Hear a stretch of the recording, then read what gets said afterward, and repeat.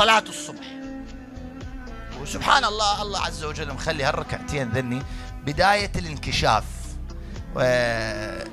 ربما كل التوفيقات تبدي بأول بارقة من بوارق الانكشاف، وهي صلاة الصبح، مع أنها ركعتان، لكن الانكشاف بها، انكشاف المقامات وانكشاف المعارف وانكشاف الأسرار وحتى انكشاف الرزق حتى المادي إلى دخل بصلاة الصبح. ولذلك بعد الكشف يأتي الرزق.